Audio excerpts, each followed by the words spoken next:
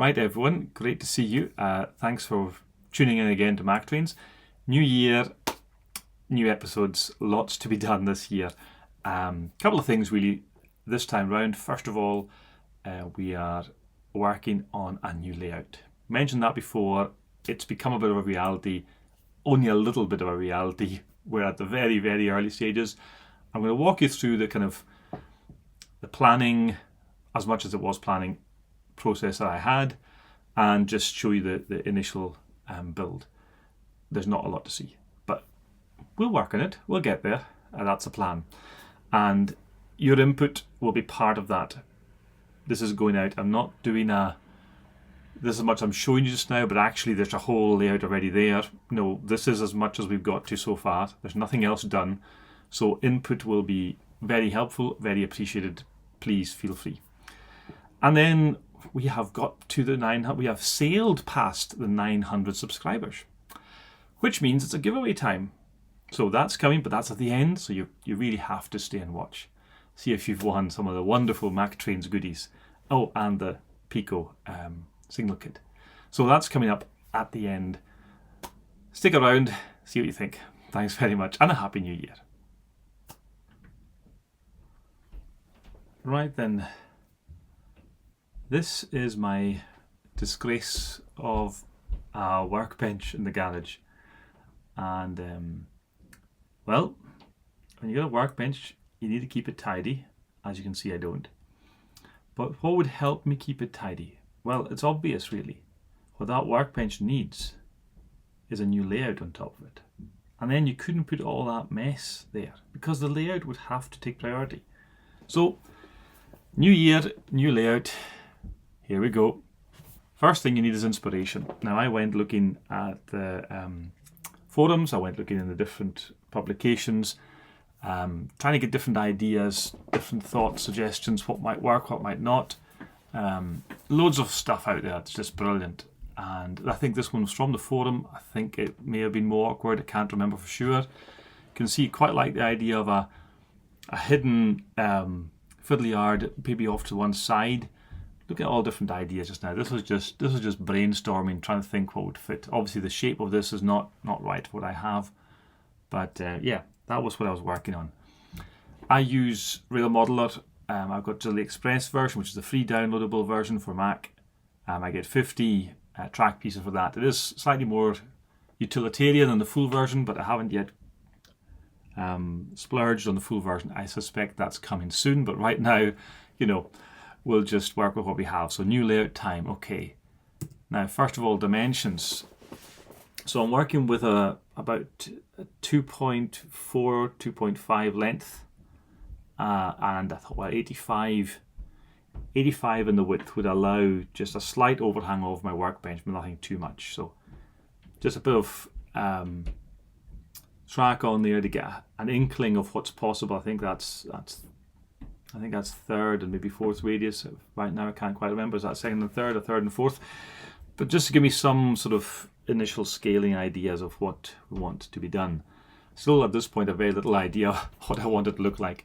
I'm still just brainstorming. So working through, adding more track, playing around with the different sizes, dimensions, what you have, and seeing what sort of length you can get, what length of trains therefore you can run.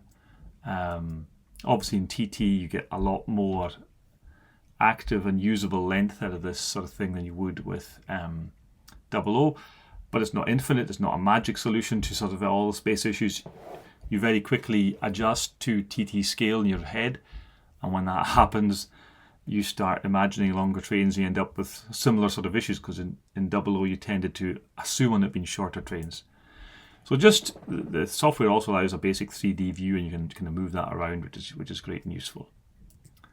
So this is really what I came up with as my first attempt. Let me just talk you through what is happening and what my thoughts were. So basically, simple station, slight storage siding here,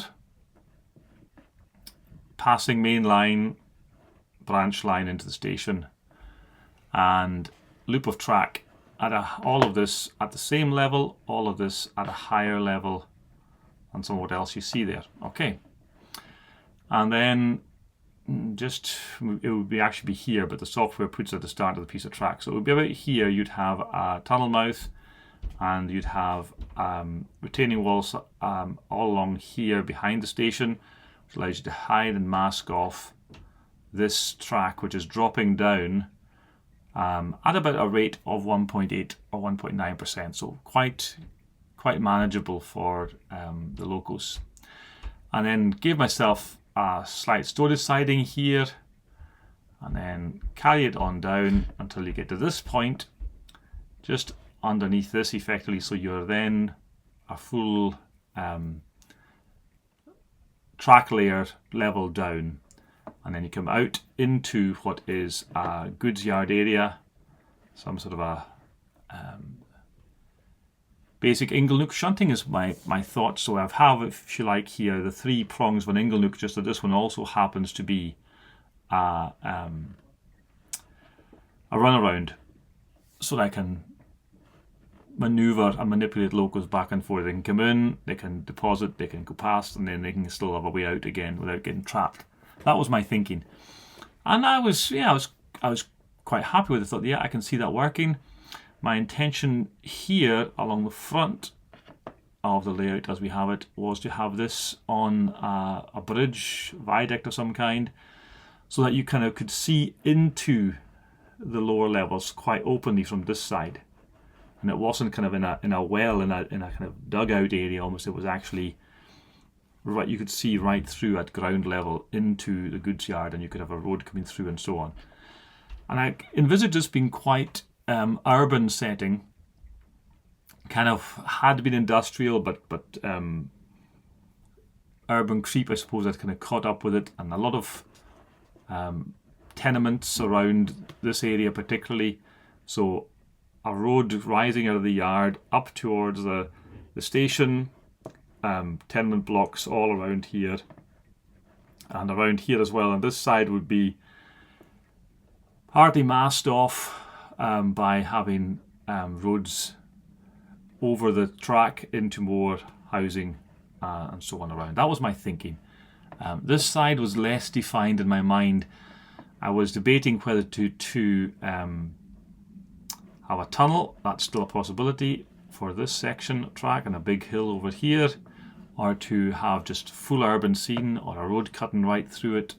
That side was at this point certainly much less clear in my mind as to what came next.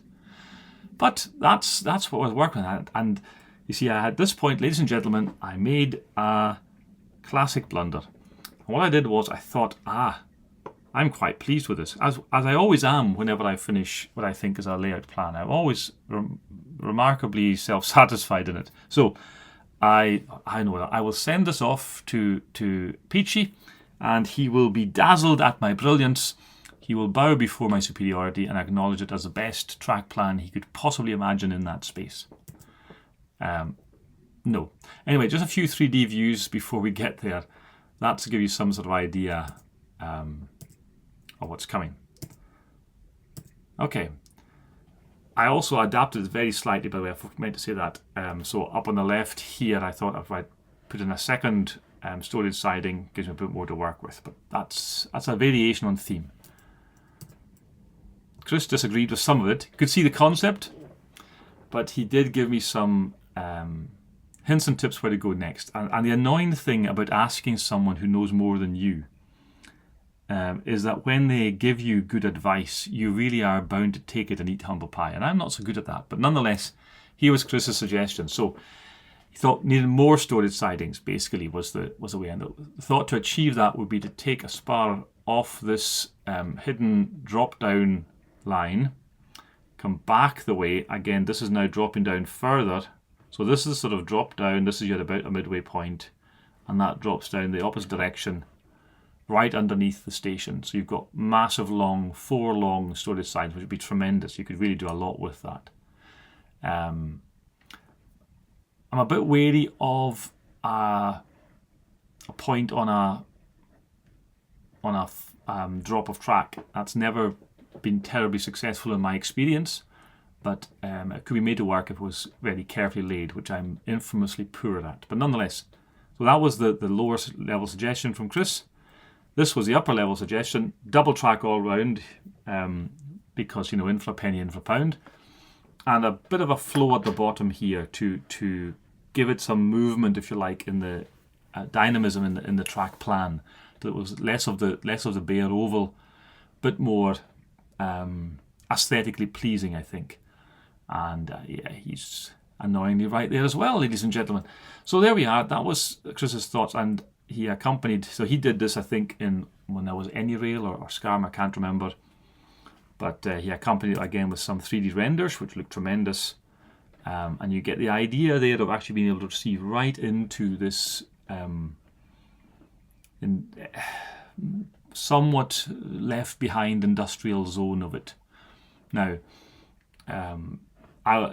don't be fooled by all the greenery you see here. I don't envisage it being so countryside-esque, if you like. In my mind, this is much more industrialized. But that's neither here nor there. It gives you something of a view of what is planned and thought of. So that would be it all put together, top level, bottom level together, which hopefully you can make sense of now, having seen the other two. So there we are. That gives me certainly plenty to think about.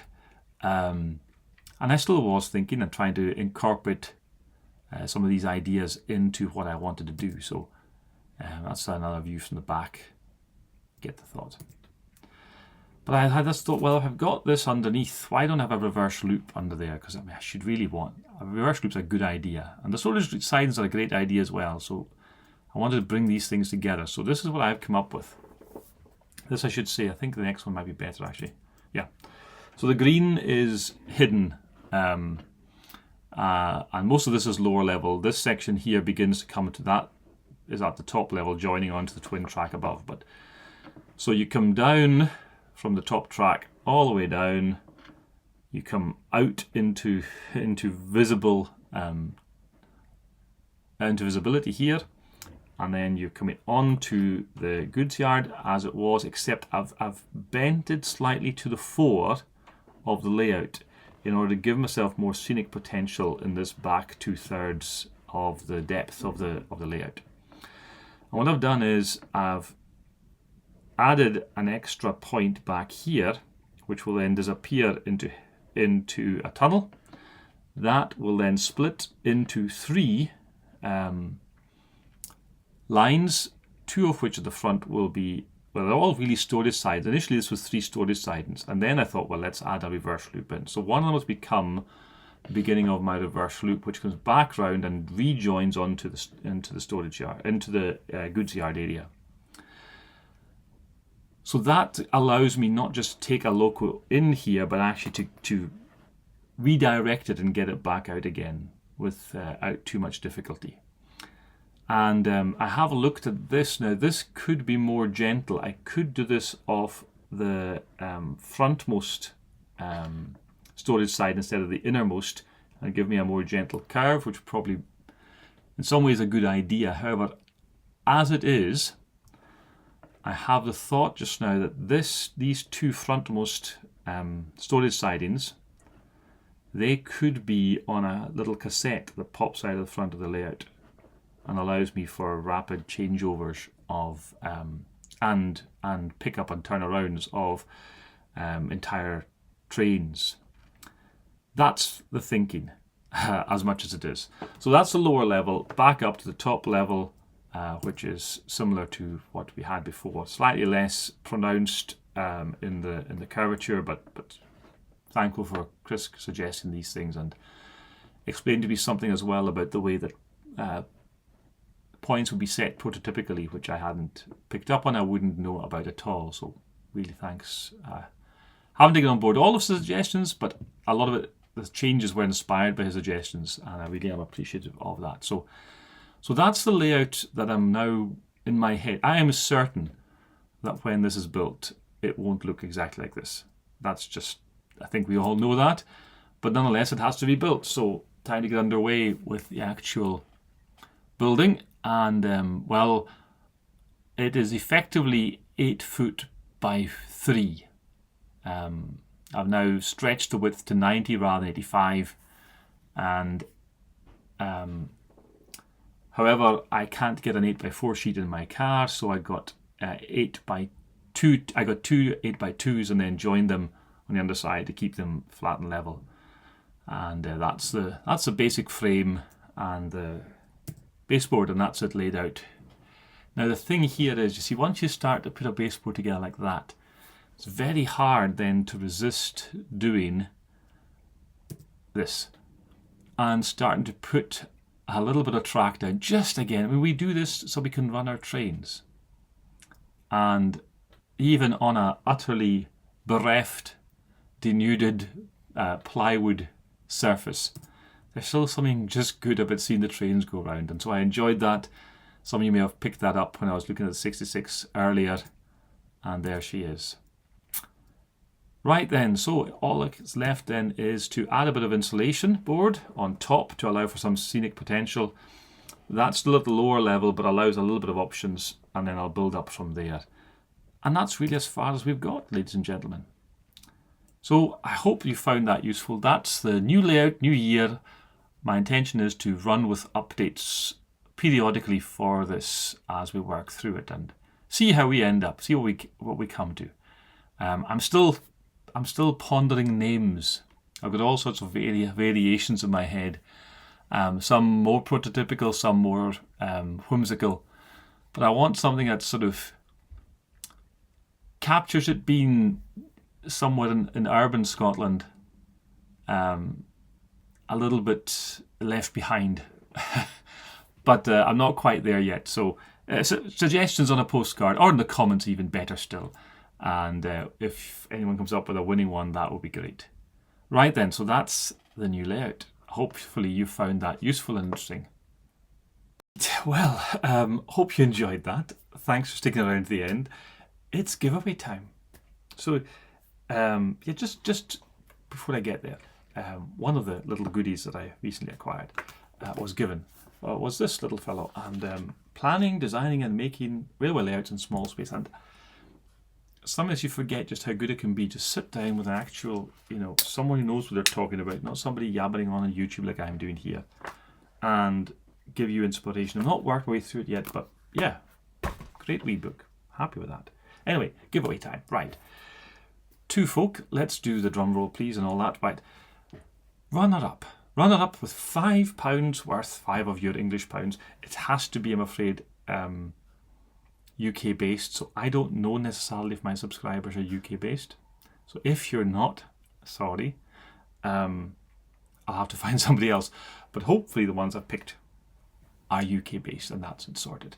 So for £5 of your choice of any of Mac Train's 3D prints, that one is, let's see, Inta TT. Inta TT. He's got his own channel as well, actually. I've checked out some of his stuff. Lovely little cameos and appearances, very smoothly done. So Inta TT, if you're still watching, then you have the runner-up prize. That's £5 of Mac Trains printed goodies for you. Let me know. Get in touch. gmactrains@gmail.com and give me your details, and we'll work that out. Dun da da. First prize. Right, this goes to the gloriously titled, and it kind of, the title just appealed to me, the handle appealed to me. Yorkie Pud 2. Yorkie Pud D2, I think it might be. But hey, anything to do with Yorkshire puddings, I'm there. And so you have won yourself £10. £10 worth of Mac Trains goodies and the Pico signal kit. So again, same email, gmactrains@gmail.com, and we'll get that on to you, assuming you're UK based. I really hope you guys are, because that will hopefully not have the catastrophe of the last time when I tried this at night at 800. So we're sailing past 1,000 is in sight in the distance. We might even get there sometime this year. That would be tremendous. But despite my plugs, I don't actually do it for the subs. I do it because I enjoy it, and I hope you do too. Thanks very much for watching. There's a lot more coming. Some good interviews coming up soon as well with Chris and I. So do keep on Peachy TT. Don't forget that. A little plug somewhere else as well. If you're starting a layout or just looking to add details to yours, get yourself to the Resource Hub. TT120 Resource Hub. I'll put the link down below. There's loads of stuff. We've collated fantastic links to all. It's not an affiliate thing. It's not me pushing that. I don't make, unless you happen to choose that to go to get something from Hornby, which is my affiliate links. Everything else in there is just gather stuff together so you can get the best stuff for the scale that I know of. And if there's stuff out there that I haven't got yet, let me know, because we're keeping it updated. We want to really push this year. The TT120 Resource Hub is here, and it needs to thrive, and it will thrive if you make use of it and just see what's there, browse it. You'll find things you didn't know existed in the scale that might just draw you in, and that encourages the various manufacturers and retailers to keep supporting the scale. So, little plug over. Thanks again for watching. See you soon.